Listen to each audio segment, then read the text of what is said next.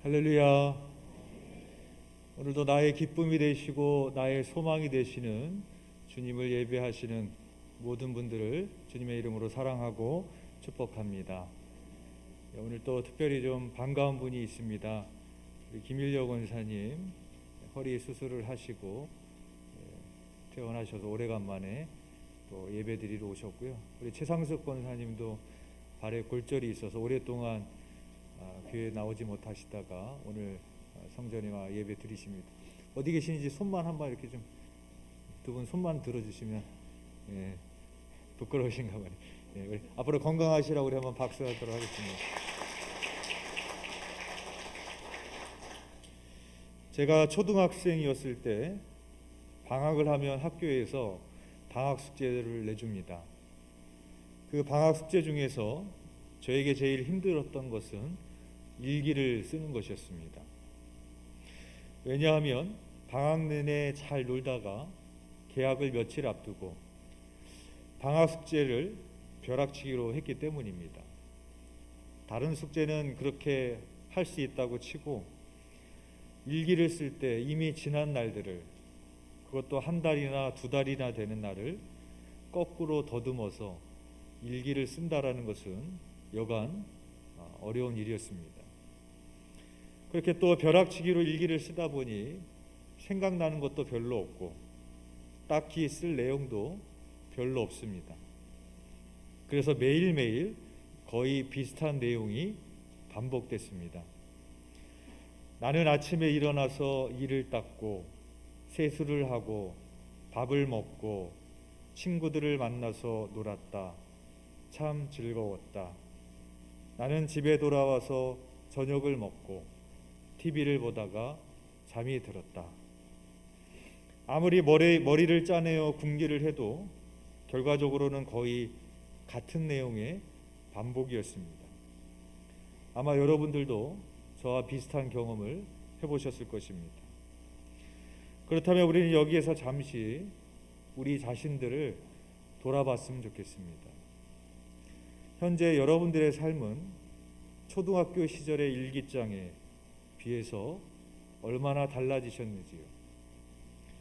아침에 일어나서 세수하고 밥 먹고 놀았다라는 그런 뻔한 내용의 반복에 불과했던 초등학교 일기장 내용과 비교해서 지금 여러분들의 삶엔 얼마나 진전이 있으십니까?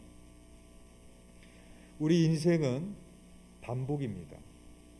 매일 낮과 밤이 반복되고 있습니다. 매년 봄, 여름, 가을, 겨울이 반복되고 있습니다. 새해를 맞이하는 것도 반복입니다. 회사에 가는 것도, 학교에 가는 것도, 하루에 세 끼를 먹는 것도 모든 것이 반복입니다. 신앙생활도 반복입니다.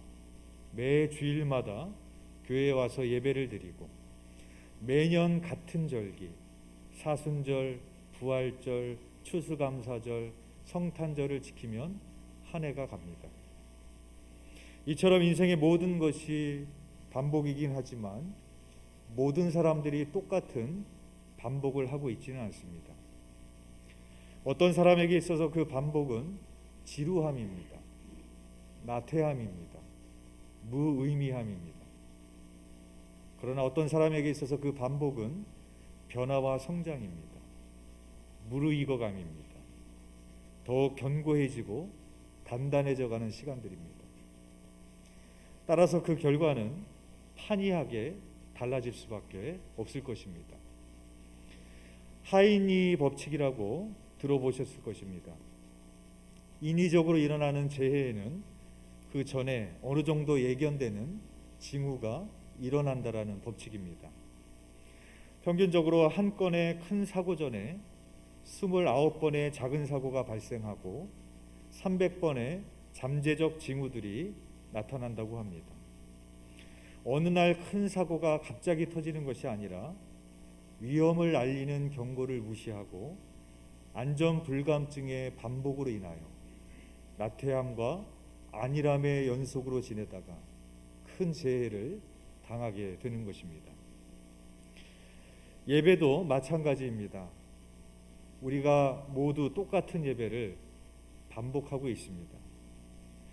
그런데 어떤 사람은 형식적인 예배를 반복하고 있고, 매너리즘에 빠진 예배를 반복하고 있고, 지루한 예배를 반복하고 있습니다.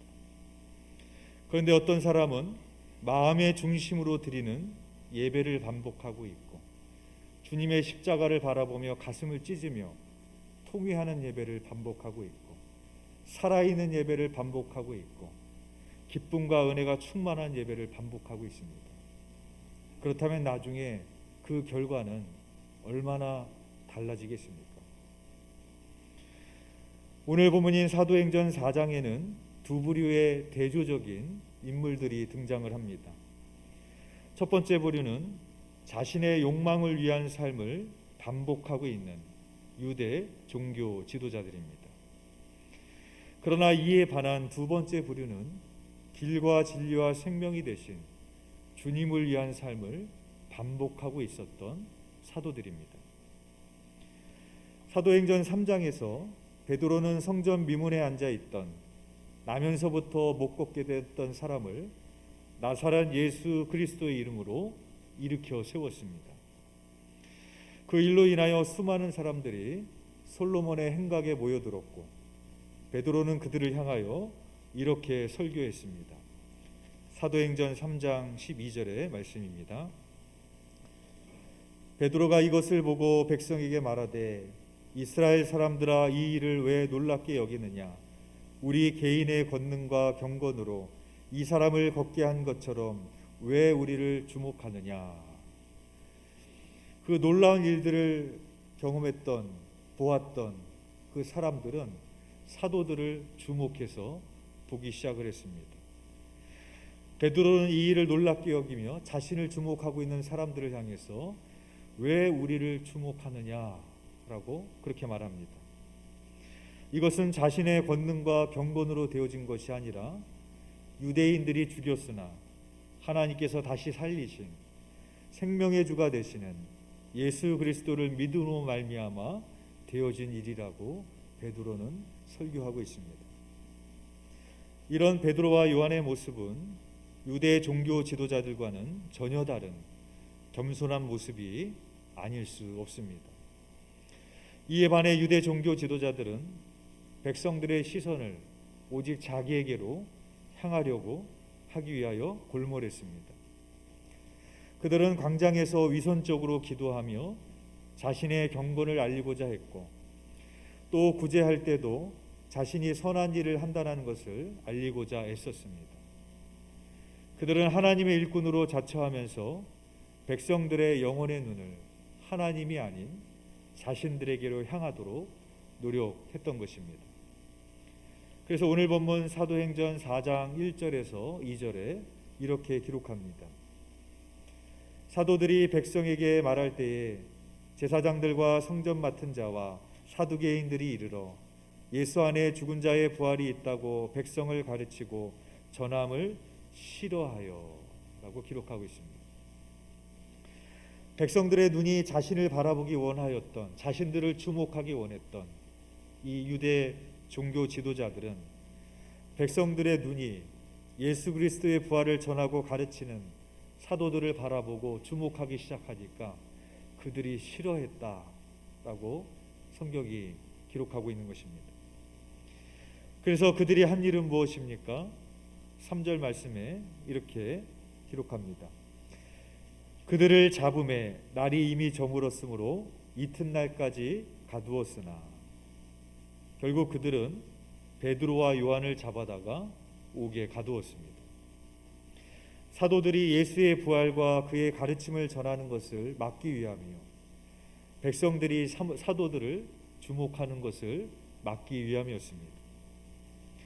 그리고 이튿날 베드로와 요한 사도를 재판하기 위해 사내들인 공회가 소집이 됩니다.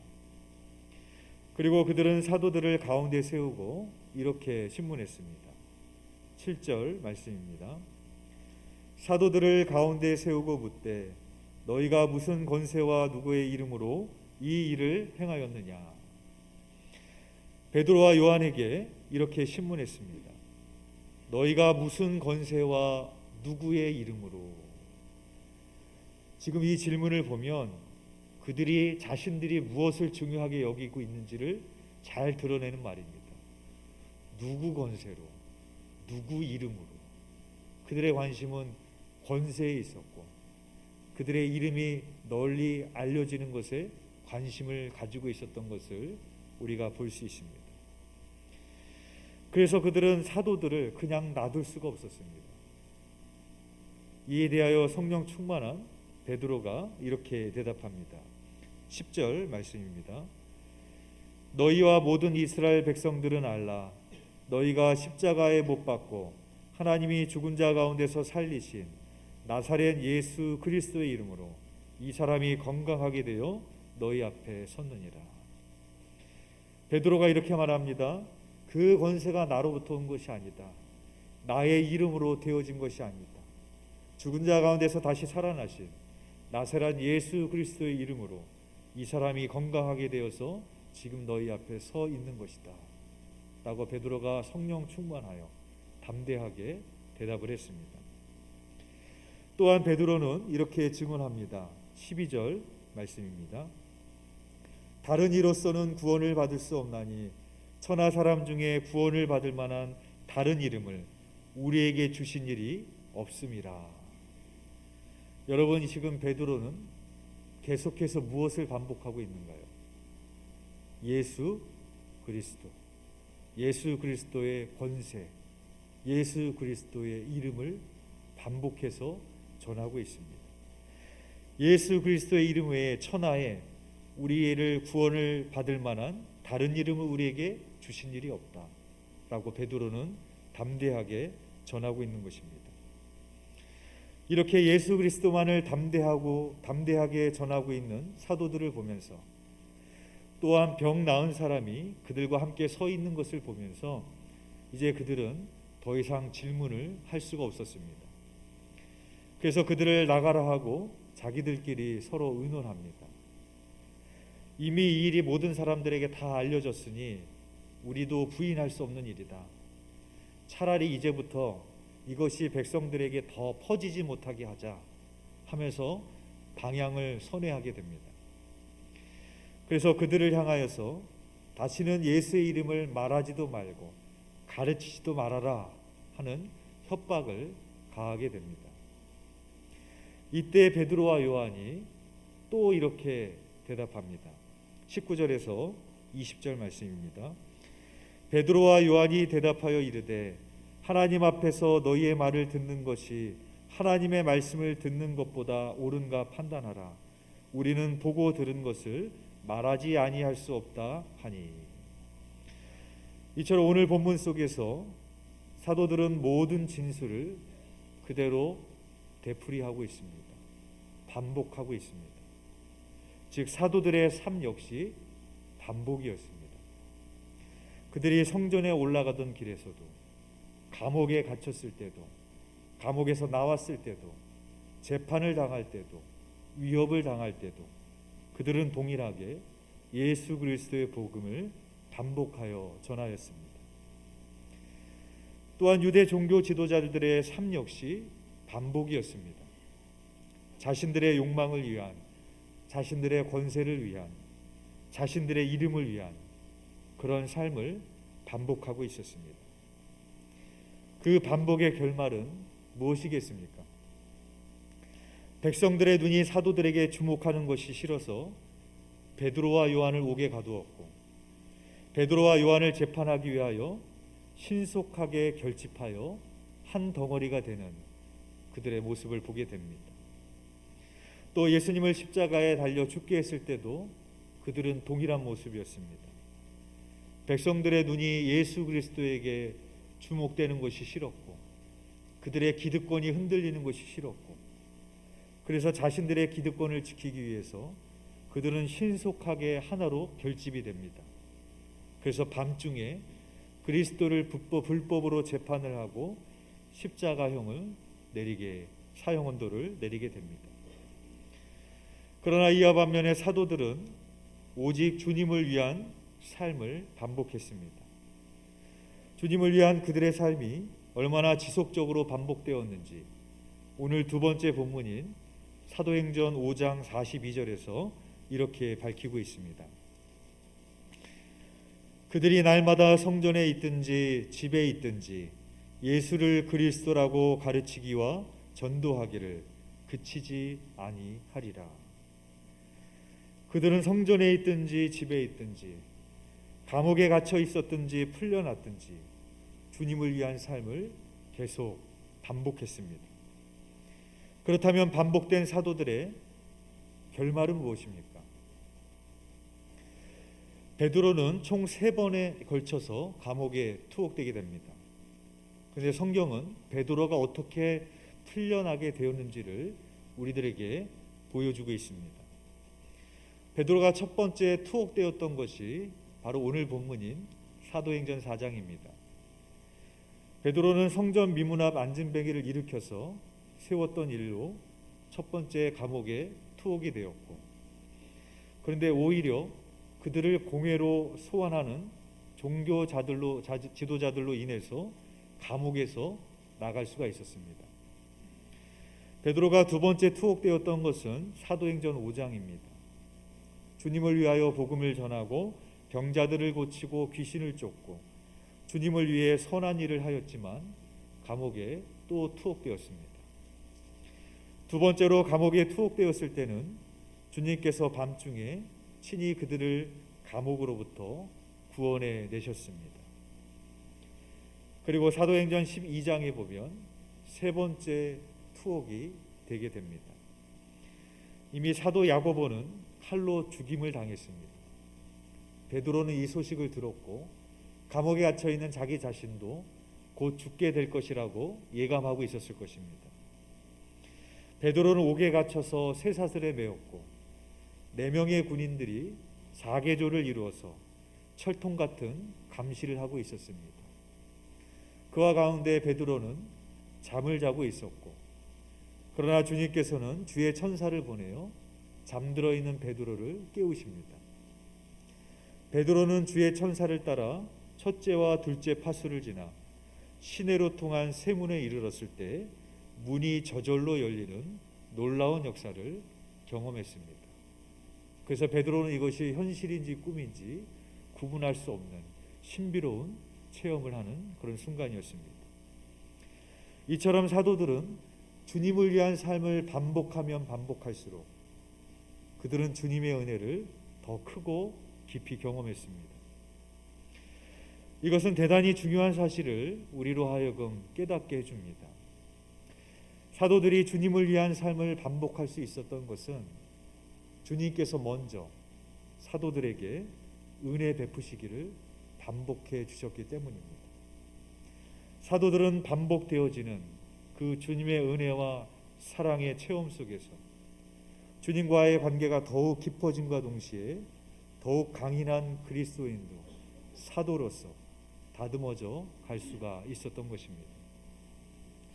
즉 주님을 위한 삶은 단순한 반복이 아니라 무의미한 반복이 아니라 그리스도 안에서 지속적으로 이어지는 자기 성장이요 성숙이었던 것입니다. 그것뿐만이 아니었습니다. 주님을 위한 삶을 반복하였던 사도들이 그들의 호흡이 멎는 순간에 일말의 후회 없이 큰 긍지를 가지고 하나님 앞에 나아가는 모습을 우리는 성경에서 찾아볼 수가 있습니다. 그래서 주님을 위한 삶을 반복하였던 사도 바울이 자기의 죽음이 임박했을 때 이렇게 고백했습니다. 디모데후서 4장 6절에서 8절의 말씀을 표준 세번역으로 읽어드리겠습니다. 나는 이미 부어드린 제물처럼 바쳐질 때가 되었고 세상을 떠날 때가 되었습니다. 나는 선한 싸움을 다 싸우고 달려갈 길을 마치고 믿음을 지켰습니다. 이제는 나를 위하여 의의 월계관이 마련되어 있으므로 의로운 재판장이신 주께서 그날에 그것을 나에게 주실 것이며 나만이 아니라 주께서 나타나실 것을 사모하는 모든 사람에게도 주실 것입니다. 라는 그런 고백을 하게 됩니다. 사도 바울은 죽음 앞에 섰을 때 내 인생이 무의미했다. 참 내 인생이 헛됐다. 내가 뭐 때문에 그렇게 바쁘고 분주하게 살았는지 모르겠다. 그렇게 말하지 않았습니다. 주님을 위한 삶을 반복했던 사도 바울의 고백은 큰 긍지였고 감사였고 은혜였고 하나님 앞에 가는 것도 기쁨이었던 것을 우리는 바울의 인생을 통해서 찾아볼 수가 있습니다. 자신의 삶이 자신에게 은혜를 베풀어 주시는 주님을 위한 삶의 반복이었기 때문입니다. 우리가 반복되는 일상을 표현할 때 다람쥐 쳇바퀴 돌듯이 라는 표현을 합니다. 이 표현의 의미는 바쁘게 살지만 정신없이 살고 있지만 어제와 오늘이 별로 다를 바가 없고 그리고 나을 바도 없고 무의미한 삶을 반복하고 있는 것 같은 우리의 삶의 현실을 가리켜서 다람쥐 쳇바퀴 돌듯이 돈다, 그렇게 말을 합니다. 아무리 바쁘고 분주하게 살아도 아무리 쳇바퀴를 열심히 돌려도 그 쳇바퀴는 앞으로 한 분도 나아가지 못합니다.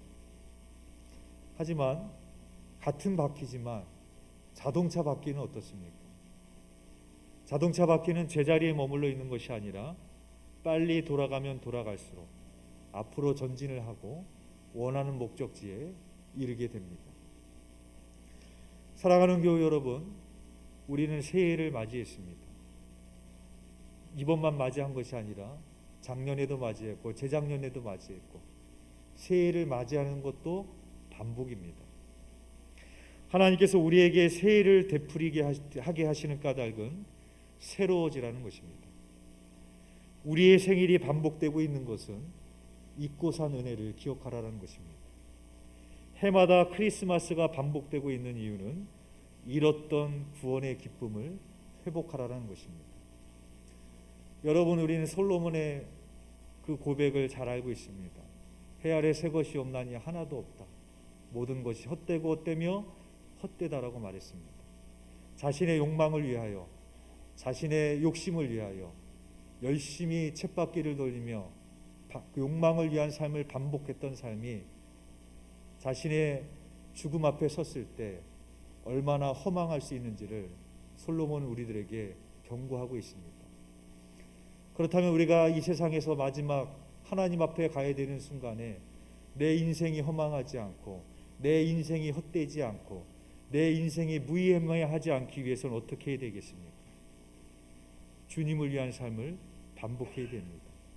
그 주님을 위한 삶을 반복하는 것만이 사도 바울의 고백처럼 하나님을 향한 감사가 넘치고 은혜가 넘치고 기쁨이 넘치고 내 인생이 주님으로 인하여서 부족할 것이 없었다라고, 주님 만나서 행복했었다라고, 우리는 그런 고백으로 이 세상에 마침표를 찍을 수 있을 것입니다.